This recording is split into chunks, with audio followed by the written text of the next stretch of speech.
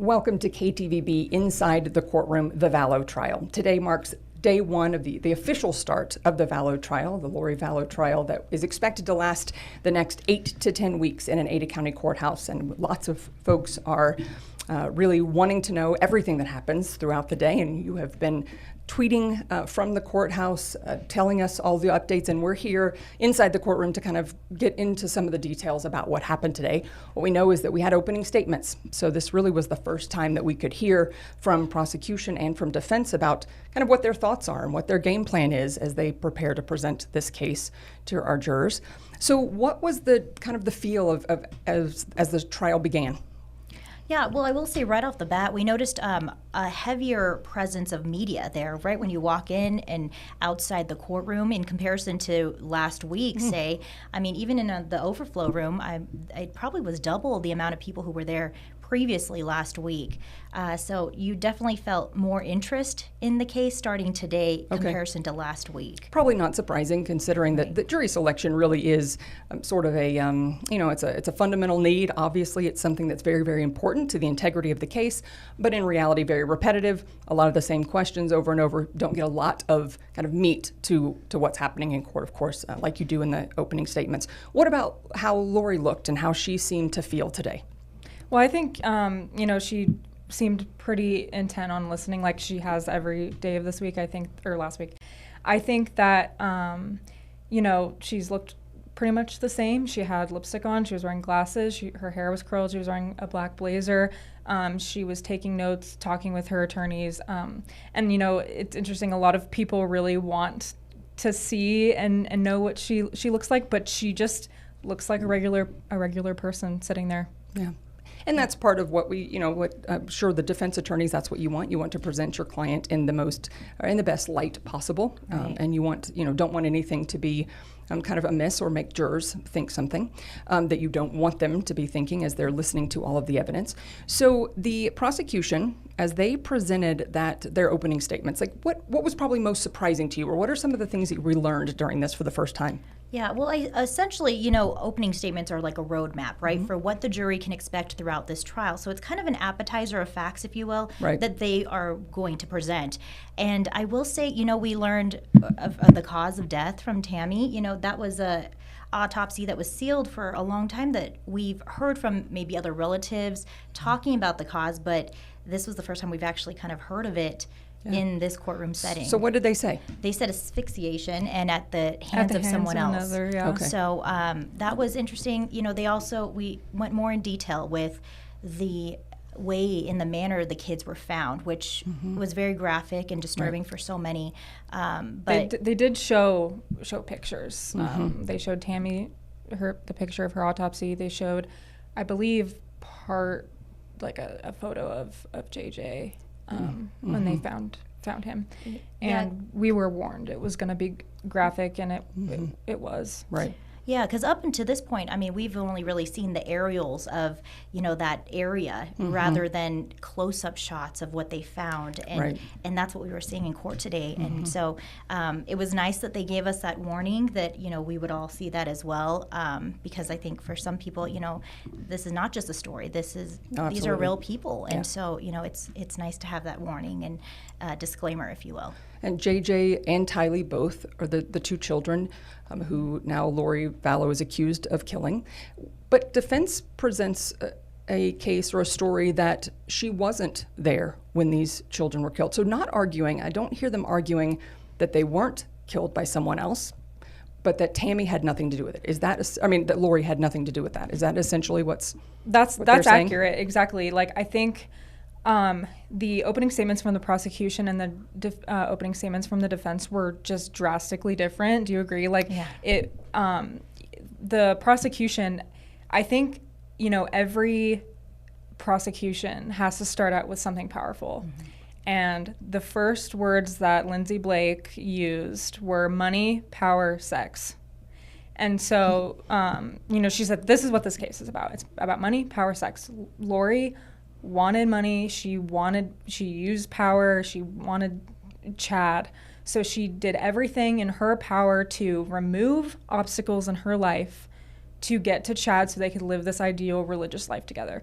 That's the premise of of the prosecution's opening statement. The idea being then JJ, Tylee, and Tammy all in the way of Lori getting what she wants. That's the prosecution's argument. Exactly. And also just to couple that with the religious aspect of this, like we've seen, the prosecution said Lori had this idea that people were light and dark, and if you're dark, then you have to fix it, and if you can't fix it, then the body has to be destroyed. And the prosecution says the people that were destroyed were Tammy, Tylee, and JJ because Lori thought that they were dark.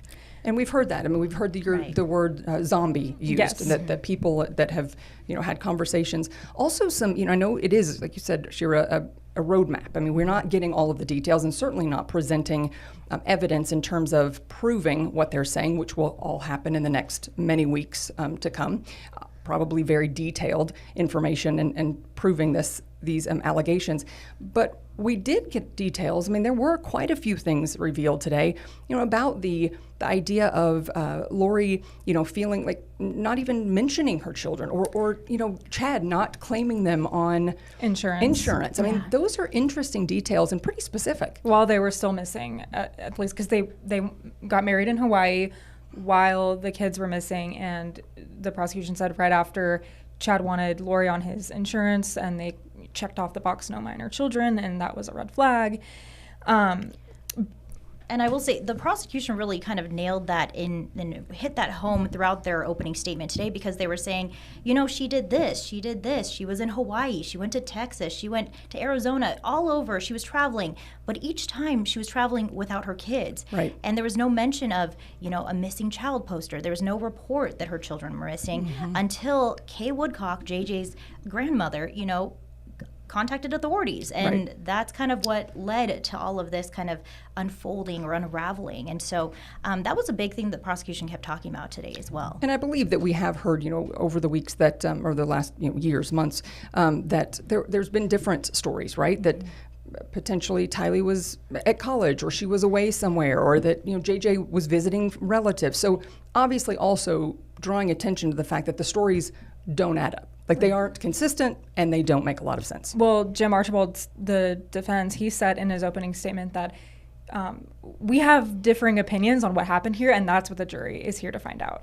And I thought what was interesting about his opening statement was that he kind of touched on the fact that maybe, obviously he said someone else probably killed the children, but that they were in Alex Cox's apartment at the time, and Alex Cox is lori-Vallow's brother, who's now deceased. But it seemed like maybe that's the direction that they're going in. Which, I mean, I don't know. Would you agree? Pointing fingers to that. It was really interesting to see the approach and how they differed between the prosecution and the defense, because, the beginning of Archibald's opening statement was essentially, this is, your role as a juror is to be fair and impartial, and, beyond a reasonable doubt, they have to prove that, and if not, then, she's not guilty. And that was kind of the approach they took, rather than, whereas we saw in the prosecution, they came out with a bang with these 3 words and said, this is what the case is about. So I thought they really hammered the fact home, like, there will be reasonable doubt. You will have reasonable doubt. I think that they genuinely believe that there is reasonable doubt in this case, because, the prosecution was talking so much about circumstantial evidence. I think that the defense really might bank on that. And he said, we haven't been able to agree on what happened. That's why we need you. And any reasonable doubt whatsoever means you need to find my client not guilty. Right. And I think he's also pointing, and we've talked about this in previous episodes, but the idea of, that the charges even are, we don't necessarily know exactly what happened, but we know that something did. And I think even the defense pointed to that, is that, remember that if you don't think you can put those pieces together, he's obviously going to urge the jurors, you can't convict. Yeah, exactly. Right. Yeah, and the finer details, will come out, but they, with the witnesses testifying today, even just the 2 we had, I feel like we got a lot of detail. Right, and it's things that we've heard throughout this case for the last, more than 3 years that we've been covering. We've heard these tidbits kind of coming out, but for the first time, we're kind of hearing it from the people themselves who lived it. And yes, we've all interviewed, Brandon Boudreaux or Kay Woodcock, several times over the 3 years, but it was interesting to see it a play-by-play throughout the years from these people themselves, and I think that's something that a lot of people have been waiting to hear and kind of connect those dots. Well, and it's also, if it's consistent to everything that you have heard, that's also, again, back to, we know there's some issue with the consistency of where were the children and what was going on during this period of time that they were missing, where if you're saying, that this is what we've been hearing from Kay and from Brandon the entire time, that might be a clue. I think the prosecution actually set their witnesses up pretty well. Like, actually, I think that Kay Woodcock being the first witness was, you have to bring out the big guns in the beginning. And I think Kay Woodcock was one of those people. So let's talk about that. So she was the first person, the first witness called by prosecution. So, very quick lay of the land. So prosecution will call all of their witnesses one by one. They will do that first. They will present that case. We have seen the Woodcocks since, as you said, since the children went missing. They have been probably the most vocal and the most out front in terms of really demanding justice in this case and really wanting to make sure that it did stay in the forefront of people's minds, initially because they wanted to find the children, and then eventually, getting justice. Exactly, wanting justice for these children. And they have absolutely been consistent in that and very, very vocal. So as she took the stand today, what was the main message in terms of what were they wanting from her to share? Well, I think they really wanted her to talk about her relationship with JJ, and they also wanted her to talk about her relationship with Lori and how that drastically changed over the time that they knew each other, because Kay actually said, we were really good friends. She was a doting mom. She was an engaging mom. And she was a doll. She was a doll. JJ had autism. She really cared for him, all those things. And it all kind of changed when Lori's husband, Charles Vallow, died in a shooting with Alex Cox, Lori's brother, who claimed it was self-defense, and now he's later deceased. So it's very messy, right? Yeah, but sure. She said, I was super nice to her. We were really good friends. And once Charles died, it was like a spiral. So she said that one day she went to the Gmail account. She went to look at Charles' Gmail account or something, and she ended up logging in, and she saw his Amazon account. So she clicked on that, and then all of these wedding dresses and wedding rings and beach stuff start popping up, right? And we know that Lori and Chad got married in Hawaii, right. And she said, "Oh, that's a red flag." That made me feel uncomfortable. I didn't know, and she started looking into Chad Daybell, and it's like a spiral. Right. Yeah. Well, and it's kind of you go down that tunnel, and all of a sudden, and of course, in hindsight, now those pieces are able to be put together, maybe even more than they were at the time. Yeah. That start is in the totality of things. Probably those circumstances do start to look a lot different. It was really sad. I think they showed a picture of JJ, and she just broke down in tears, and she said, "That's my beautiful grandson." And she also said, when all this started happening, Lori texted her about Charles' life insurance policy, and Kay was actually the beneficiary for it, and this happened after he died. And that's one of the arguments the prosecution is making, that Lori wanted insurance money from eliminating spouses, is the words they used. And then she started talking to JJ less and less, and Kay got uncomfortable by it, and she realized once she kept FaceTiming JJ, the FaceTimes kept getting shorter.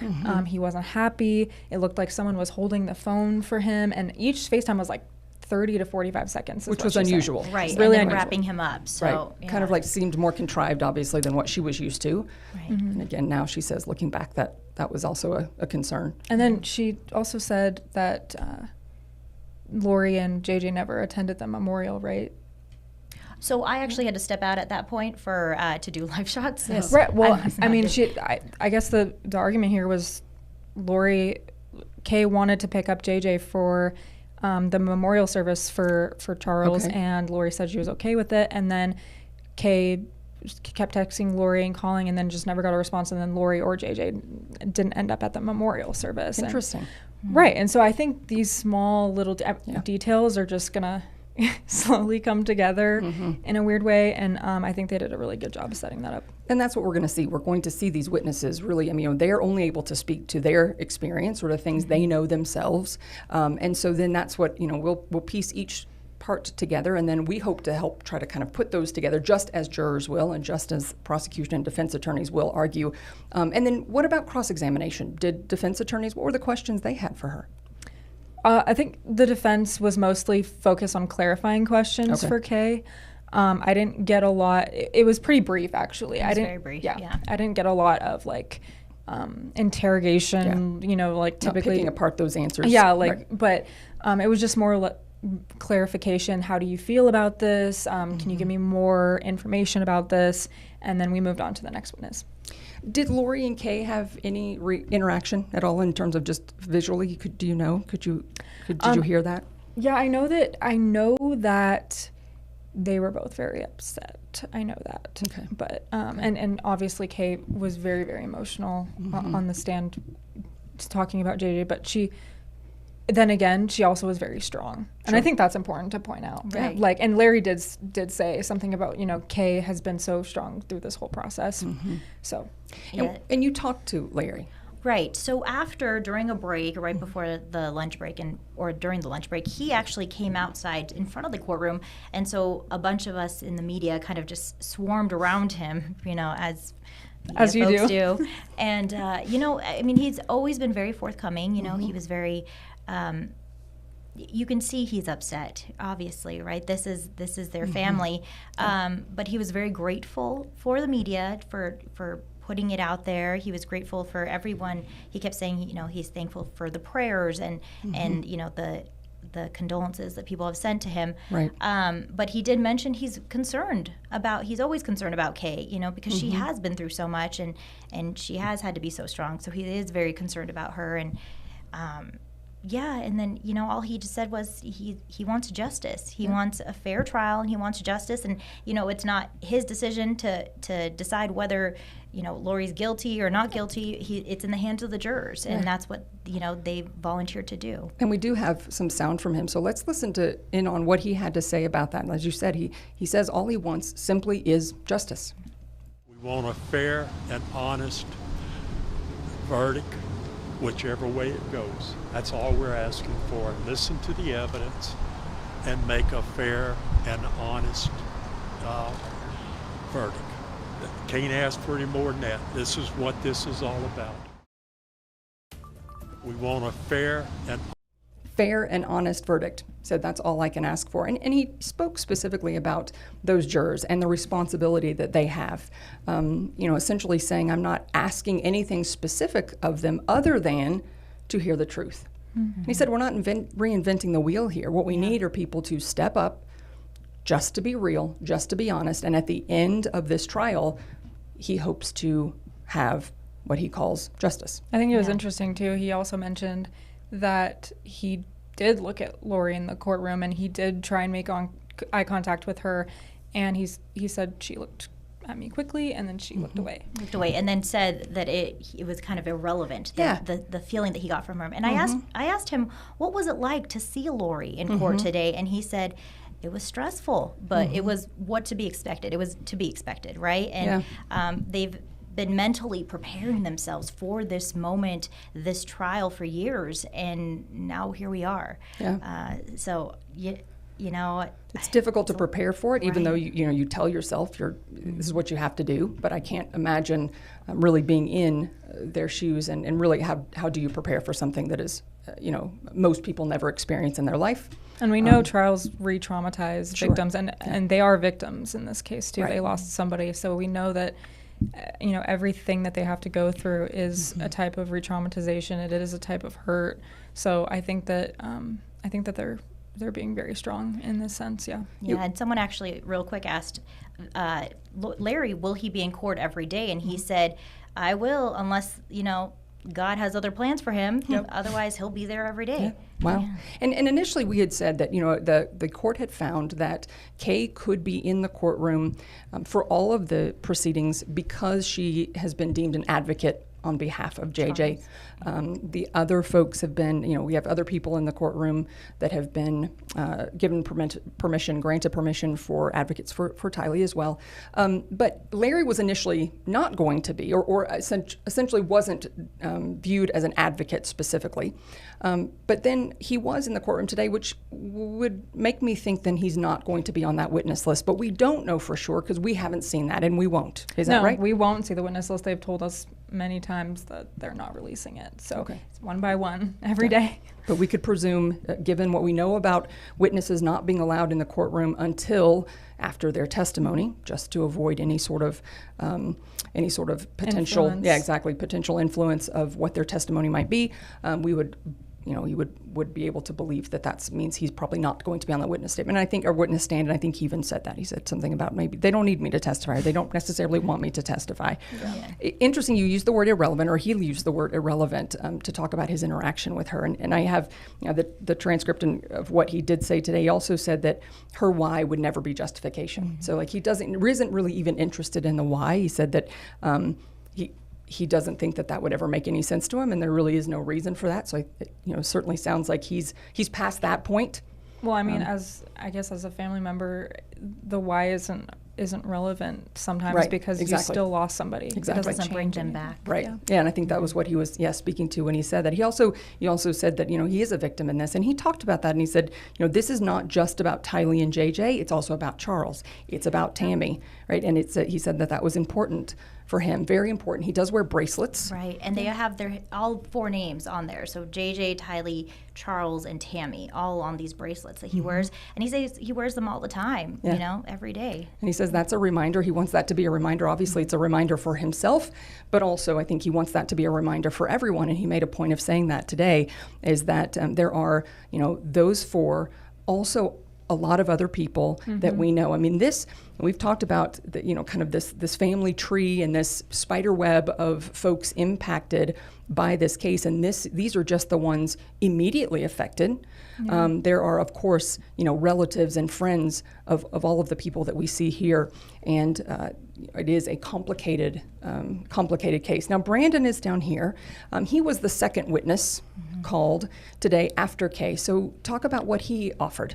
And so just to set it up, Brandon is Melanie's ex-husband, and Melanie is the niece of Lori Vallow. Mm-hmm. And, he talked to him today about how Melanie rather, kind of worshipped Lori. She was very close to her, looked up to her as a mother figure rather than an aunt, which kind of sets in motion the rest of what he had to say. Right, and he did say that they began, Melanie and Lori, Melanie wasn't religious is what he said really before, but once Lori began teaching and making all these religious comments, they kind of started this group, and this group was called the Firesides, I believe, and this group wasn't really affiliated with the church, but it were people who were kind of part of the church, so it was this subset of the church basically. And so all these meetings, he said Melanie would always go to them, and Lori would be there, and I was never allowed there. But, time passed,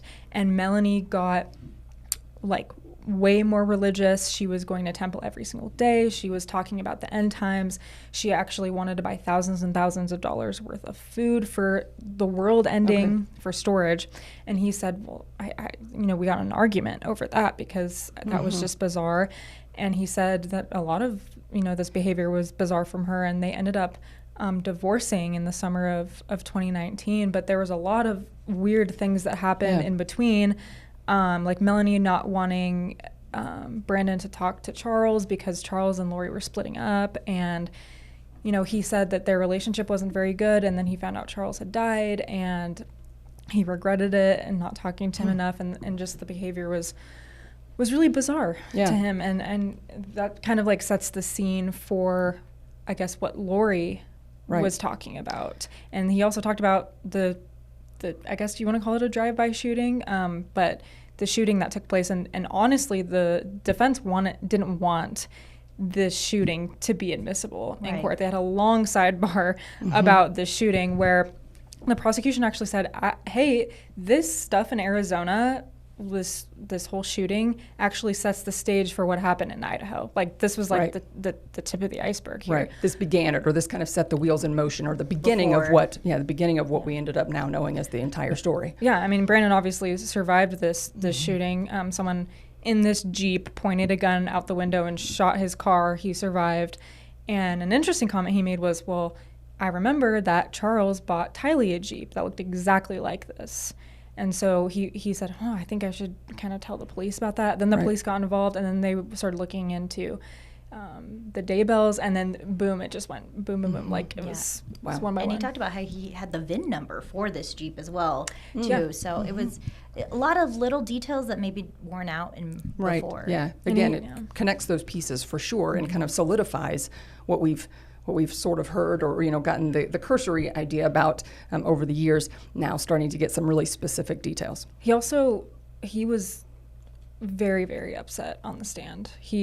Because his children played a lot with Lori's children. So and JJ would play with his kids a lot, and JJ had autism, so he said he was a little standoffish sometimes, but he really loved my kids, and I knew them very well. And he just broke down and was like, I was the one that had to identify JJ when they found him. And he said it was really overwhelming, and he just was crying. So I just really, it was emotional. Very emotional. Yeah. And he mentioned, he was very close to Tylee as well. Right. He saw her grow up and watched her as she grew up. And so, and he also mentioned that they would do Christmases together, every year. So, they were very close, and it's, then they weren't. Did he speak to that dark and light? Did he have any insight into that, or was there any, mention of that in terms of his wife as she started moving in that direction, or getting more involved in those conversations? Did he have any of that? He didn't exactly talk about like the dark and the light stuff, but he just did mention there was a lot of talk about end times, and it was getting very extreme, is the words that he used. And I also thought of something. He said, so at this point, at the time of the shooting, him and Melanie had split. So he moved. He moved out. And he said, I was coming back from the gym when this all happened, and the only people that knew where I lived at this point were like 5 people. And these people were his neighbors and I believe Melanie.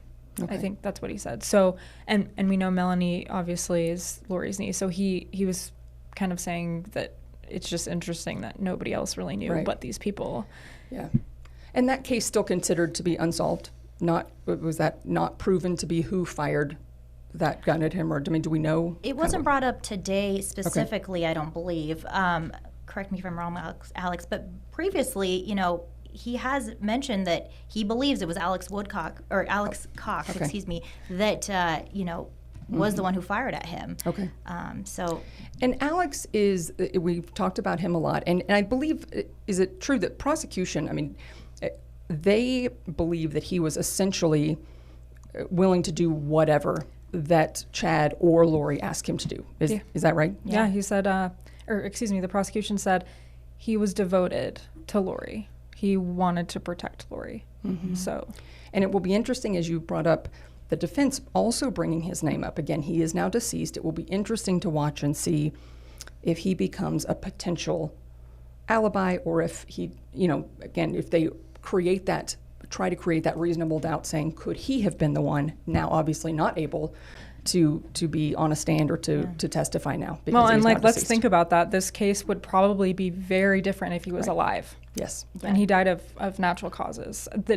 I believe the day after Tammy's body was exhumed. Was exhumed, yeah. And what's interesting is Lori is at the center of this family tree, but in a lot of the stories that we hear, a lot of the timeline that's mapped out in this case, Alex is always there. He's the last person seen with Tylee, the last person seen with JJ. He's, shot and killed Charles in what he claims was self-defense. Brandon believes he's the one who was shot, shot at. But so it's interesting to see when you weave this timeline, you'll see that he makes an appearance several times. But like you mentioned, he's no longer with us. So it'll be interesting to see how that comes out. And to see what they are able to show, whether it's, forensically, be able to show kind of where he was, what he was, and also, as you've talked already about, are there trails in terms of computers and, and email access and things like that? Will there be more information that comes forward in that way? And speaking of, when they do the timeline, it was mentioned several times, and we've heard this in the past as well, but, Alex's cell phone was pinged at many of these locations, including, where the children's bodies were found. So, again, just kind of going back to that timeline and his involvement. Right. And I think that's kind of where the conspiracy part comes in, and that would definitely, because, like the defense said, Archibald mentioned something about how this charge is something that they can't say exactly what happened. So that's why we need you to figure out what happened. Well, Alex isn't here. Right. So where does this conspiracy come in? Did Lori hire him? We don't know. Where does this all tie together? Right. It's really bizarre. And the jury could probably be like, hey, she's guilty of conspiracy, but not of actually of murder. Sure. We don't know, because there's a lot of people in this map that aren't here. Right. And this is day one. Exactly. Right? This is day one. We have so many more witnesses and testimony to go through. Right. So, and we believe about 200 witnesses that the prosecution is likely to call. So about that, right? Yeah. And we haven't seen that list, but we will bring those to you as they happen, because that's when reporters are going to learn. We've talked about our limited access to this courtroom. You've talked about the overflow room. So there's the specific courtroom that obviously has a limited number of seats, and then a much larger overflow room where other folks can watch, and have access to a big screen. That's why you're seeing those, the sketch artists. That's what we have to use, because we are not allowed cameras inside the courtroom. And so that's really what this show is intended to do, is be able to take you a little bit more in depth into what we are learning each day. Of course, we're following it. You can follow this on KTVB.com. You can go onto Twitter and watch there as things happen. But we also hope that you'll tune in here again for a little bit more of that in-depth look. And we hope to be able to give you some of those specifics. And we also want to know what you want to know about this trial, because we want to be able to answer those questions for you. One question that did come up after our last episode, and that was about the alternate jurors. So we talked about selecting 18 jurors, 12 that will be actual jurors who will make that decision on the verdict, but the other 6 are there as alternates. Now, some folks ask, well, does that mean that those 6 aren't allowed in the courtroom? And the answer is they are all there because they do not know which ones they are. Right. Yeah. And there's that's for a reason. If you think that you're an alternate juror, are you going to care enough? You don't know. Or you have to be able to evaluate all the evidence the same as every other juror. Right. And then at the end, when deliberations happen, they'll be like, hey, you're the alternates, see you later, or stay around in case something happens. But you have to be able to evaluate all the evidence the same as actual jurors. We just don't know who they are. Yeah, and it wouldn't work to come in, obviously, 3 or 4 weeks in, having to make a decision on, knowing that some of the jurors have heard all of the testimony and now you're only going to have a section of it. Obviously that's why that logically makes sense that they need to be there. However, it does seem odd, I know, for folks to think, oh, well, if I'm an alternate, but to not find out until the very end. And it's essentially like a lottery process at the end. And even if they're not selected as the main jurors after that, they still have to kind of stay away from media and stay engaged, because something might happen along those deliberations and they might be called back as an actual juror. So, it's important to stay Or part of engaged. sentencing, if depending on how all that goes. So that will be, definitely interesting, and we want to make sure that we answer that question. That was one of the questions that came up. If you have other questions for us that you would like us to try to answer, you can text those to the number on your screen here. And so we will be sure to answer as many of those as we possibly can moving throughout. Now, what's next? So Rexburg Police Detective Ray Hermosillo is going to take the stand next. And from my understanding, we've seen him previously testify in, Chad Daybell's hearing and other hearings. And so I believe that he is the one who was there when the kids' remains were discovered. So we should be able to hear more about that tomorrow and kind of shed more light on what happened that day. Might be another gruesome, difficult day of testimony and also evidence. Yeah, I think so. Well, we appreciate your insight and taking us inside the courtroom, and we are glad you were here. We will see you next time.